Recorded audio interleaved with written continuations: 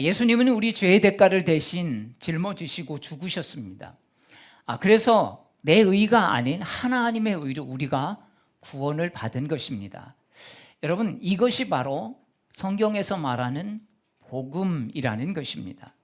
그런데 우리 중에는 이런 분이 혹시 계실지 모르겠어요. 내가 교회도 다니고 예수도 믿고 내가 복음을 모르는 건 아니지만 나는 솔직히 말해서 여전히 내가 죄가 이끄는 대로 살 때가 참 많아. 나는 죄에 넘어질 때가 많아. 여러 번 때로는 반복해서 죄를 짓고 혼자 있을 때 또한 자꾸 죄에 넘어지니 이를 어떻게 하면 좋아? 여러분, 이런 분이 있을 것입니다. 우리는 예수를 믿어도 갈등 속에서 이런 영적 전쟁 속에 살아갈 때가 있는 것입니다. 그러면서 우리는 내가 진짜 예수 믿고 있는지, 진짜 이렇게 예수를 믿어도 되는지 이런 고민에 빠져 버릴 때가 있습니다. 그런데 전에는 늘 죄에 넘어졌는데 이제는 죄가 날 넘어뜨리지 못해. 죄의 유혹은 여전히 내게 있지만 더 이상 나는 죄를 짓지 않아. 물론 내 육신 속에는 끊임없이 죄가 유혹을 하지만 그러나 나는 이 죄를 해결하는 법을 알고 있어요. 여러분, 이런 분도 있을 것입니다. 이런 분들은 정말 그 복음이 무엇인지를 제대로 아는 사람일 것입니다. 그런데 우리 중에 혹시 만약 여러분 예수 믿고 십자가의 복음을 알아도 반복되는 죄 가운데 계속 무너지는 사람이 있다면 아직 나는 복음은 알지만 이 복음이 그냥 생명과 능력이 아니라 머리로만 아는, 교리적으로만 아는, 그냥 어릴 때부터 늘 들어왔던 여러분 이런 교리가 될 것입니다. 그러니 여러분, 교회 복음은 전혀 우리를 변화시키지 못하는 것입니다. 우리 주님이 우리에게 십자가를 주신 이유가 뭐겠습니까?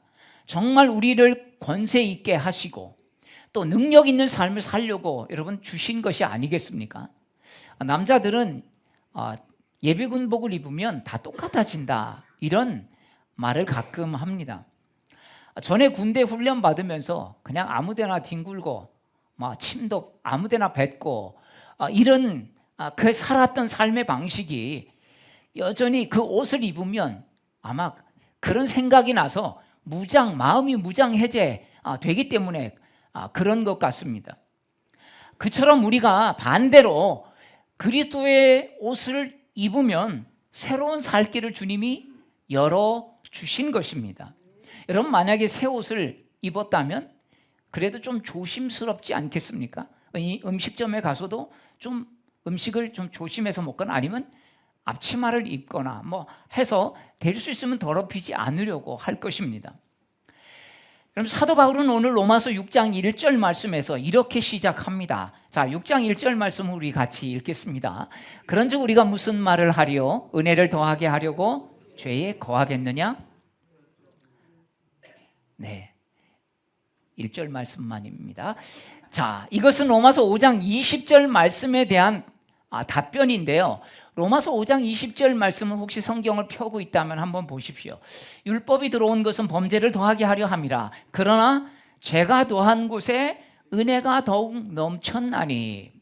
사도 바울은 죄가 있기 때문에 은혜도 안다는 것입니다. 여러분, 많은 사람들의 문제는 뭐냐면 신앙생활해도 내 죄에 대해서 모르기 때문에 하나님의 은혜도 모르는 것입니다. 나는 착하게 살았어. 도덕적 윤리적인 문제로만 자꾸 보기 때문에 나는 하나님 없이 산 것을 죄라고 여기지 않기 때문에 나는 착하게 여겼기 때문에 은혜도 별로 은혜 받은 것 같지 않다는 것입니다. 여러분, 착한 사람 콤플렉스가 그런 것이죠. 저도 그렇게 살 때가 있었습니다. 지금까지 로마서 말씀을 들으면서 혹시 이런 생각을 갖고 계신 분이 계실지 모르겠어요. 과연 우리가 선하고 착하게 사는 게 구원받는 것과 상관이 없다면 과연 우리는 그냥 막 살아도 되나? 그러면 내 힘, 내 노력이 구원과 연관되지 못한다면 아무것도 안 해도 우리는 구원받게 된다는 혹시 그런 말인가? 그게 뭐야? 여러분 이렇게 생각하시는 분 혹시 계십니까? 로마 교회 안에도 복음에 대해서 오해했던 사람들이 이렇게 생각하는 사람들이 있었던 것이죠. 바울이 전한 복음은 선한 일을 하게 하기보다는 성도들에게 죄를 지으라고 부추긴다. 죄가 더한 곳에 은혜가 많다. 그러면 죄를 더 지으라는 얘기 아니겠냐. 이렇게 오해를 하는 것입니다. 왜 그런 오해가 생긴 것일까요? 율법을 지키지 않아도 우리가 예수 그리스도를 믿기만 하면 구원을 얻는다고 말하니까. 그러면 바울은 아주 비도덕적인 삶을 살라는 것인가?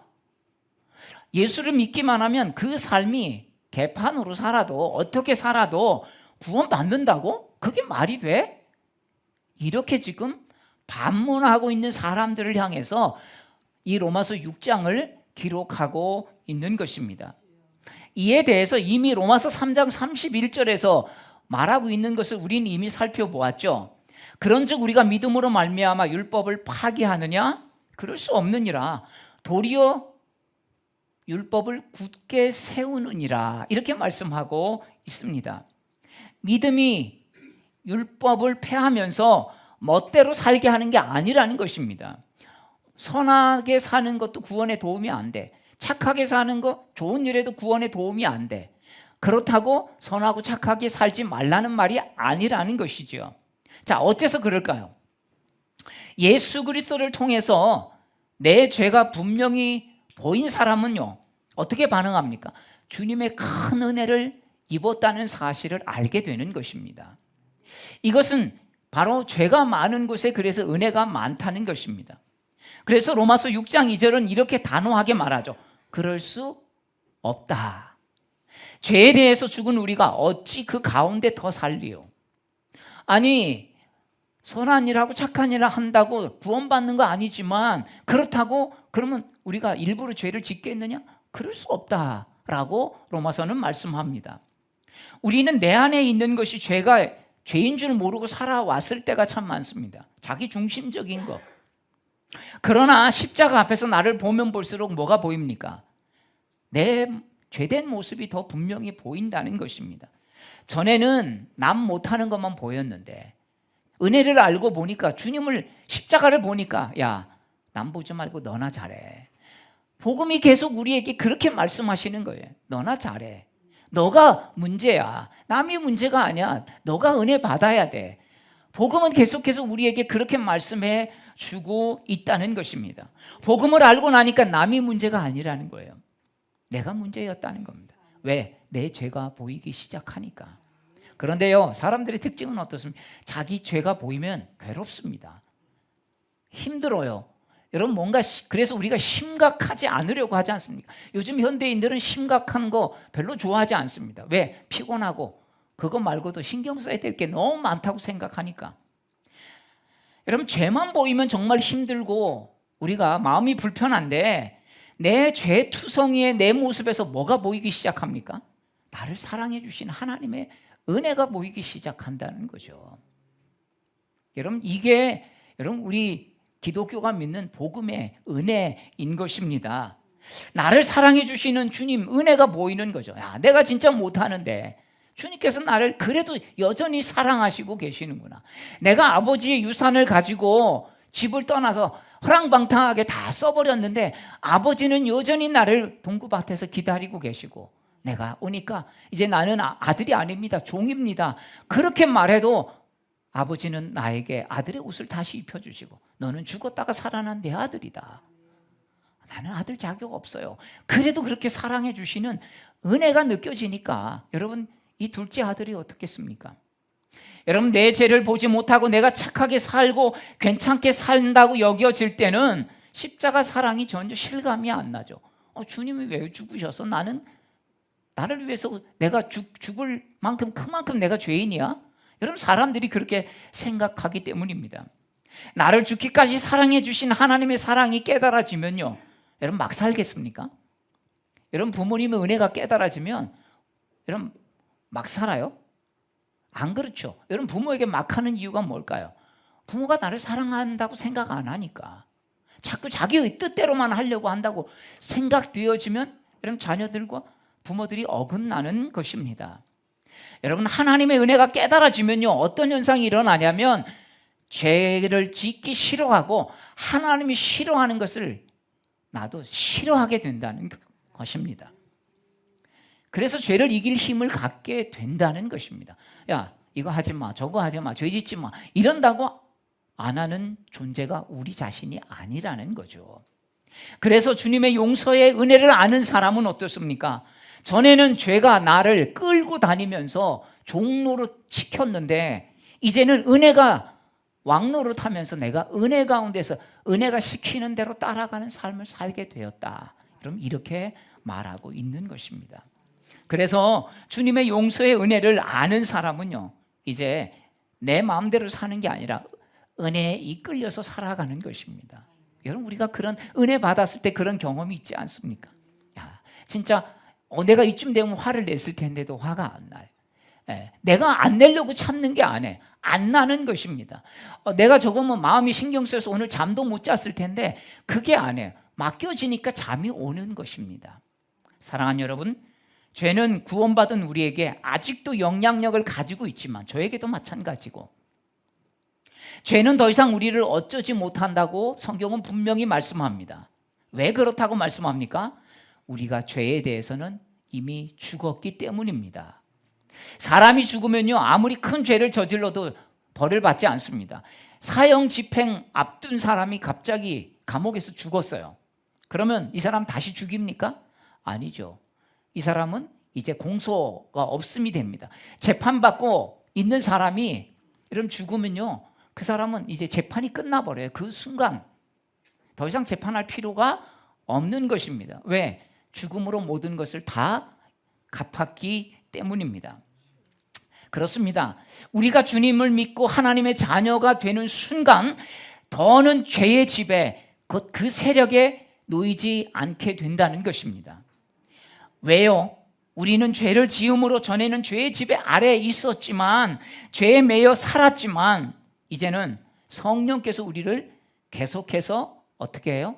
때로는 근심하게 만들고 때로는 힘을 주어서 그것들을 이기도록 여러분 우리의 삶을 이끌어가기 때문입니다.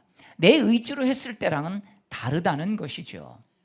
로마서 6장 6절은 이렇게 말씀합니다. 우리 같이 읽겠습니다. 6장 6절 시작. 우리가 알거니와 우리의 옛사람이 예수와 함께 십자가에 못 박힌 것은 죄의 몸이 죽어 다시는 우리가 죄에서 종로로 타지 아니하려 함이니. 여러분 너무나 놀라운 말씀 아닙니까? 우리가 이미 예수님과 함께 십자가에서 죽었다는 것입니다. 이 2000년 전에 우리가 태어나기도 전인데 이미 우리도 예수님과 함께 십자가에 죽었다는 것입니다. 여러분 예수님의 역사적 사건은요 시공을 초월하는 것입니다. 그래서 예수를 믿는 사람들은 여러분 우리 이후에도 구원을 받는 것입니다. 성령께서 십자가에서 예수님만 죽인 것이 아니라 우리 자신도 죽었음을 깨닫게 하는 게 복음입니다.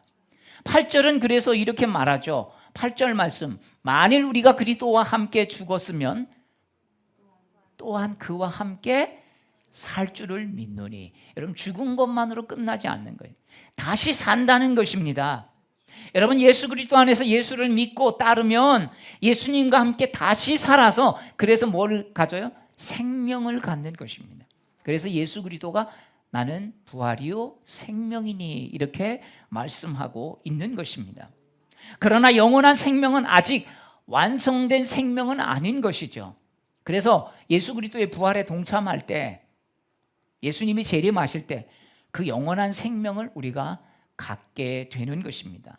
그 이전까지는 예수 그리스도의 새 생명에 붙어 지내는 것입니다. 그래서 예수님은 이 포도나무 비유를 통해서 내 안에 거하라, 붙어 있으라 이렇게 말씀합니다. 그러니까 붙어 있지 않으면 말라져 버리는 것이죠. 그래서 우리는 내 삶에 아직도 뭐가 있습니까? 죄의 세력과 싸워야 하는 영적 전쟁이 우리에게는 여전히 남아 있습니다. 그래서 구원받았지만 뭐가 있어요? 자꾸 죄된 옛 모습으로 돌아가려고 하는 뭐가 남아 있어요? 습성이 남아 있다는 것이죠. 그래서 우리는 신앙생활을 하면서 보면 내가 예수 믿는 것 같은데 어떨 때는 은혜 받았는데 자꾸 내 안에서 뭐가 나와요? 실망스러운 모습이 나요. 나밖에 못 보지만 내 자신에게. 여전히 내 성격이 변한 것 같은데 내 습관도 조금 바뀐 것 같은데 그전에 하던 것들이 그래도 어느 정도 이젠 다 정리된 것 같은데 그래서 선한 일만 할 것 같은데 그렇지 못하는 내 자신을 여러분 보지 않습니까? 저에게도 마찬가지고요. 이런 나를 보면 어떻습니까? 야, 너 예수 몇 년 믿었는데 예수 믿은 거에 대해서 실망하고 좌절합니다. 나는 진짜 예수 믿어도 안 바뀌나 보다. 여러분 내 모습만 자꾸 보면 그렇습니다. 그런데 내 모습만 보지 말고 여러분 그래도 주님 모습 보는 것입니다. 그래야 우리가 뭐예요? 사는 것입니다. 여러분 내 모습 보면 우리 실망하고 좌절합니다. 그걸로 끝나지 않고 에이 모르겠다 포기까지 들어가죠. 될 대로 되라. 여러분 이게 제일 무서운 것입니다. 여러분 죄와 싸워서 승리할 수 있는 사람이 있을까요? 없습니다. 그래서 사람들은 그 죄와 싸우는 것을 포기하고 모르겠다. 그냥 생긴 대로 살자. 여러분 이렇게 하지 않습니까? 나는 너무 연약해서 하려고 해도 안 돼. 자꾸 넘어져. 이러니까 죄에 항복하기 쉽다는 겁니다. 아예 자기를 단정 지어버려요. 나는 안 돼. 그런데 믿음은 우리에게 뭘 줘요? 용기를 주는 것입니다. 용기는 이길 수 있는 싸움을 하는 것을 의미하는 것만 아닙니다. 여러분 용기는 이기고 지는 것을 떠나는 것입니다. 싸워야 할 대상과 싸우는 게 용기입니다. 용기 있는 자가 항상 승리합니까? 아니죠. 용기가 있어도 패할 수 있습니다. 용기만 가지고 싸운다고 승리하지는 않습니다. 그런데 여러분 용기가 그럼 왜 필요합니까? 용기 있는 자는요 패할 망정 싸움을 계속한다는 것입니다. 언제까지? 이길 때까지.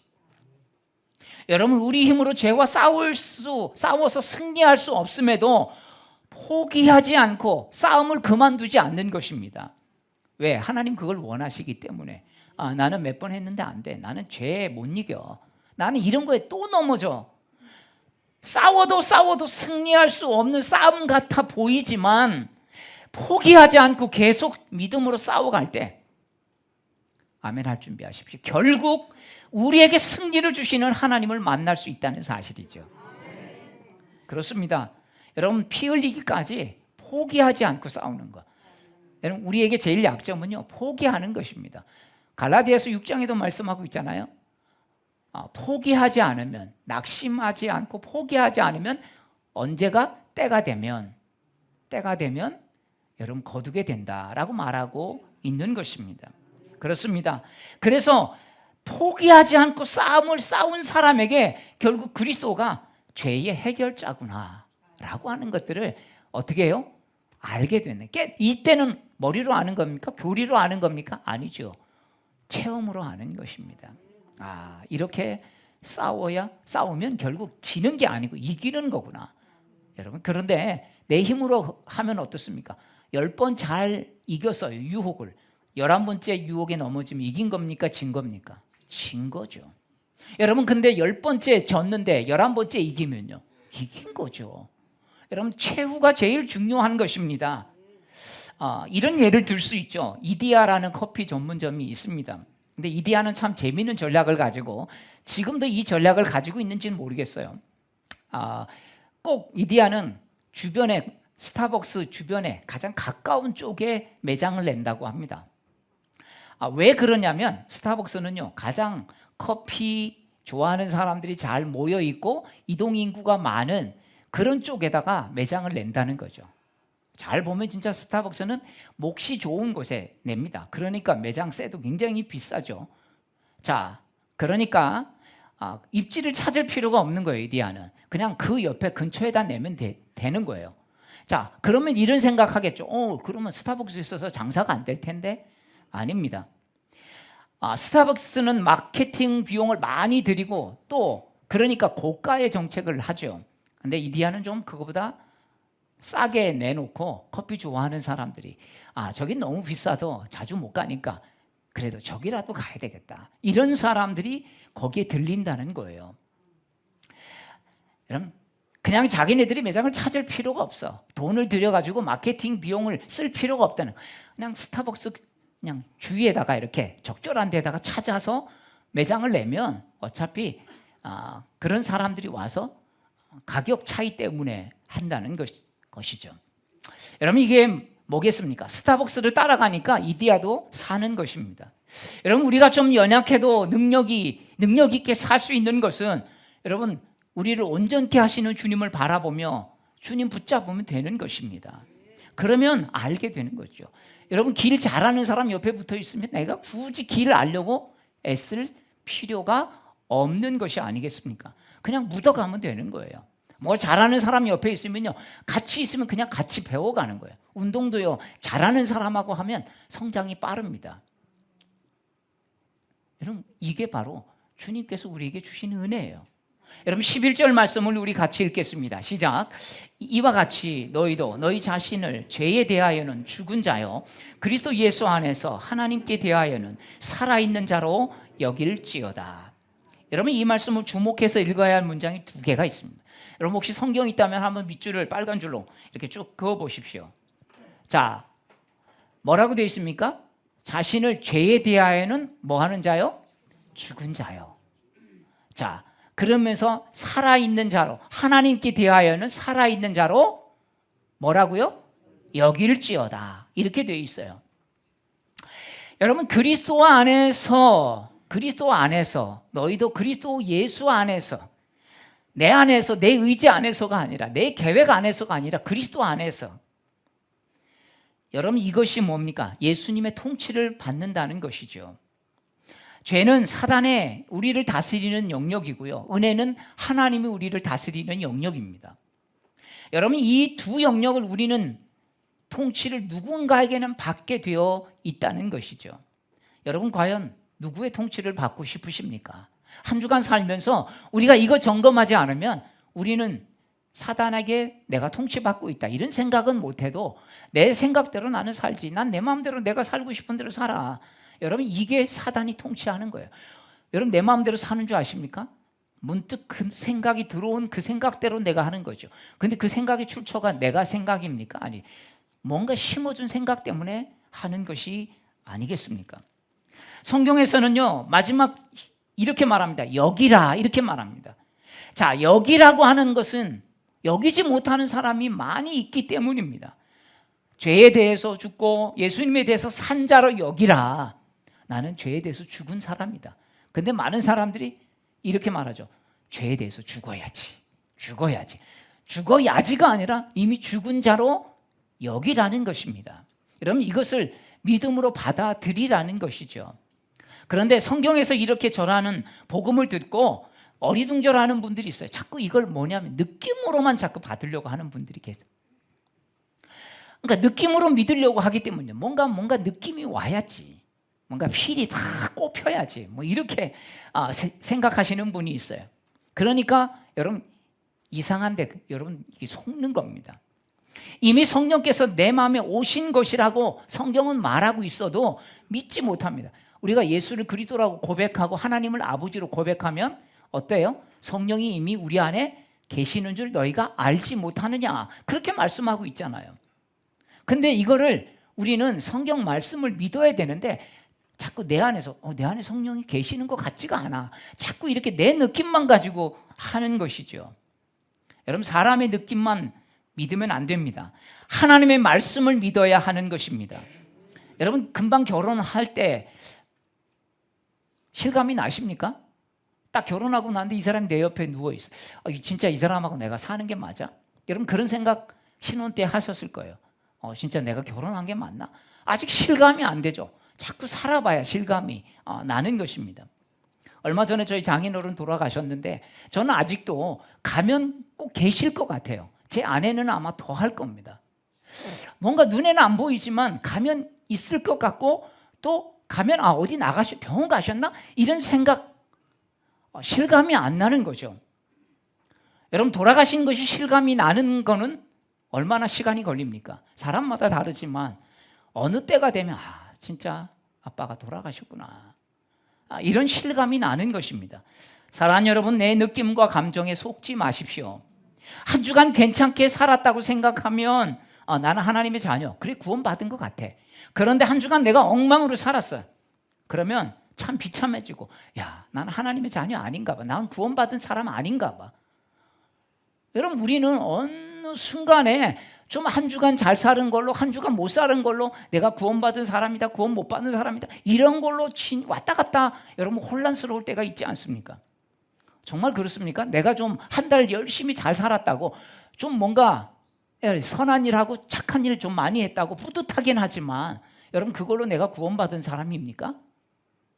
내가 그렇게 못했다고 내가 구원받은 사람 아니고 하나님의 자녀 아닙니까? 여러분, 자녀들이 부모에게 좀 못했다고 성적이 엉망으로 나와서 넌 내 자식이 아니야, 여러분, 이렇게 할 수 있습니까? 말로는 할 수도 있겠죠. 근데 여러분, 그렇게 할 수가 없다는 것이죠. 그렇습니다.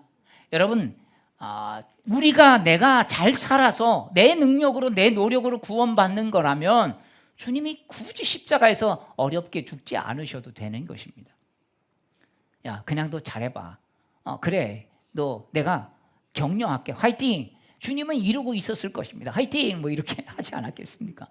네, 잘해봐. 박수치고 뭐 좀 사주고, 여러분 이러지 않았겠어요? 아니면 맨날 만나서 너 나 좀 상담 좀 하자, 나하고. 그거 갖고 안 되니까요. 여러분, 우리가 나의 옛사람을 죽이려고 한다고 죽어지는 게 아닙니다. 육신의 욕망이 사라져야 죽은 줄 알게 되는, 여러분, 이것도 아닙니다. 하나님께서 예수 그리스도를 통해서 완전히 십자가를 통해 이루어 놓으셨음을 믿고 아멘하고 이것을 내 자신의 것으로 받아들이는 것, 여러분, 이게 믿음인 것입니다. 근데 우리는 자꾸 보여지는 내 한 주간의 삶, 또 느낌, 이런 걸 보면서 여러분 자꾸 느낌으로 판단하려고요. 여러분, 느낌이 진리입니까? 말씀이 진리입니까? 말씀이 진리죠. 하나님 말씀보다 내 느낌 보는 것을 더 의지하고 신뢰하기에, 하나님의 말씀이 아니야, 너 그게 아니라고, 너 하나님께 대해서 살아있는 자로 여기라고, 여길지어다, 이렇게 아무리 외쳐도 나 아니야, 난 내 삶을 보면 나는 아니야, 자꾸 아니라고 하니까, 여러분, 난 죄에 대해서 이미 죽었어, 그렇게 믿으라고. 그러니까 난 아니야. 왜? 나는 내 삶을 보면 또 넘어지는데? 난 안 죽었는데? 이런 현상에만 반응하는 것입니다. 그러니까 말씀에 반응하지 않고 이런 현상에 반응하니까 이게 뭐가 돼요? 믿음이 되어버린 거죠. 아, 나는 이렇게 자꾸 넘어지는구나, 나는 하나님의 자녀로 못 사는구나, 이게 믿음이 되어버리는 거예요. 현상에 반응하면 계속 안 죽었다는 믿음만 생겨요. 왜? 자꾸 그런 걸 받으니까. 여러분, 말씀보다 내 느낌이, 나는 끊임없이 안 죽었다는 것이 믿음이 되어서, 그러다 보면 어때요? 마귀에게 사로잡히는 것입니다. 그러니까 마귀가 자꾸 그런 생각을 심어주는 거예요. 야, 성경에는 살아있는 자를 얘기한다. 아니야, 넌 죽은 거야. 넌 왜? 자꾸 마귀가 우리를 죄의 종로로 시키려고 마음속에 그런 마음을 심어주는 것입니다. 그래서 어떻게 해야 합니까? 여기라고 하면 여겨야 합니다. 아멘? 예, 마귀가 주는 생각을 가지고 난 아직 안 죽었어, 난 그렇게 못 여겨, 여기는 신앙이 있게 되기를 축복합니다. 여길지어다, 이건 내 행위에 초점을 맞추는 게 아니에요. 느낌을 맞추는 게 아닙니다. 주님께서 그렇게 말씀하셨기 때문에 주님에 의해서 되어진 그것만을 바라보라는 것입니다. 내가 한 행위로 의롭게 된 것이 아니라 믿음으로 의롭게 되었다는 사실에 초점을 자꾸 맞추라는 것입니다. 그래야 어떻게 됩니까? 죄를 이길 힘이 생기는 거예요. 그래야 사단에게 자꾸 휘둘리지 않고, 여러분, 성령께서 우리를 자꾸 어두운 마음으로 끌어가는, 사단이 끌어가는 것을 우리가, 성령께서 우리를 빛 가운데 오게 하시는 거예요. 그래, 나는 오늘 넘어졌지만, 내가 이 시간 넘어졌지만, 이게 사단이었구나. 알면 어떻습니까? 다음에 속습니까? 안 속습니까? 다음에는 덜 속게 되어지는 것이죠. 사랑하는 여러분, 실제로 여러분 삶 속에 이런 것들이 경험되어질 때 여러분 믿음으로 반응하시기를 축복합니다. 나는 예수님과 함께 죽었고 내 생명은 예수님이시다. 마귀야, 나를 더 이상 속이지 마라. 나는 진리 안에 섰어. 나는 십자가 복음을 믿겠어. 여러분 이렇게 외치시기를 바랍니다. 그러면요 우리가 그 마음 빼앗겼던 것들이 걷어지는 은혜가 있는 거예요. 하지 말아야지. 나 저거 하면 안 돼. 하지 말아야. 계속 하지 말아야지만 하면요 어떤 반응도 커지냐면 해야 되겠다는 반응도 커지는 거예요. 여러분 금지가 커지면요 유혹도 커집니다. 그래서 우리가 못 이기는 거예요. 근데 금지가 없으면 유혹도 없어요. 갑자기 지나가다가 들어가지 마십시오. 그럼 들어가고 싶은 마음이 드는 거죠. 그거 보기 전까지는 난 들어갈 생각도 없었어. 여러분 그렇지 않습니까? 그렇죠. 여러분 길가에 돌뿌리가 있어서 넘어졌다고 목적지에 못 갑니까? 아니죠. 넘어졌지만 무릎은 좀 깨졌지만 갈 수 있어요. 길이 막혔다고 목적지 못 갈까요? 좀 느릴 뿐이지만 어떻게든지 갈 수 있습니다. 내가 원치 않는 죄를 지었다고 할지라도 우리는 시간은 좀 느릴지만 여러분 여기고 나가면 계속해서 내가 그만두고 포기하지 않는 이상은 여러분 그 길로 갈 수 있다고 말씀합니다. 단 내 힘으로 못 가는 거죠. 왜? 나는 중간에 포기하고 절망하고 눌러앉고 좌절하고 그래서 어린아이처럼 그냥 나는 더 이상 못해 라고 하기 때문입니다. 애굽에서 출발해서 가나안 땅으로 가는데 여러분 바로가 가만둡니까? 바로가 10번의 재앙을 맞으면서도 또 쫓아오지 않습니까? 근데 앞에 홍해가 가로막혀 있어요. 그래도 갑니까? 못 갑니까? 그래도 가요. 많은 문제가 있지만 여호수아와 갈렙은 가나안 땅까지 갔습니다. 뭘로 갔어요? 자기 힘으로? 아니요, 믿음으로 간 것입니다. 하나님이 하신 것을 보았기 때문에 갈렙만 갔어요. 그리고 그 다음 세대만 간 것입니다. 여러분 마귀가 여러분을 계속 무너뜨리려고 할 때마다 아니야, 나는 이미 죄에 대해서 죽었어. 나는 더 이상 아무런 고난이 없어. 마귀야, 너는 나를 유혹해도 나는 이 유혹에 넘어지지 않아. 나를 아무리 두렵게 만들어도 나는 이 두려움에서 예수님이 날 지켜주셔. 여러분 그런 믿음으로 담대하게 나아가시기를 바랍니다. 이렇게 하면 다음은 누가 하세요? 우리가 이렇게 하면 성령께서 하세요.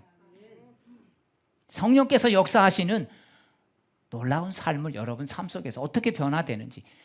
이전에 내가 나는 못해. 그러니까 나는 또 나는 신앙이 없는 사람인가 봐. 난 여기 또 너무 이렇게 했던 거하고 이렇게 똑같은 상황에서도 그래. 난 이렇게 됐지만 주님께서 나를 가만두시지 않아. 나를 붙들어 주셔서 나를 이기게 하셔. 여러분 이렇게 하는 것과 여러분 삶을 한번 비교해 보십시오. 여러분 한 달만 그렇게 살아보십시오. 어떻게 하나님이 역사하시는지. 사랑하는 여러분, 오늘도 죄를 이기고 주님 안에서 내가 죄에 대해서는 죽고 하나님 안에서는 산 자로 여기는 여러분 그런 은혜가 있게 되기를 주의 이름으로 축복합니다. 우리 같이 찬양할 텐데요. 여러분 찬양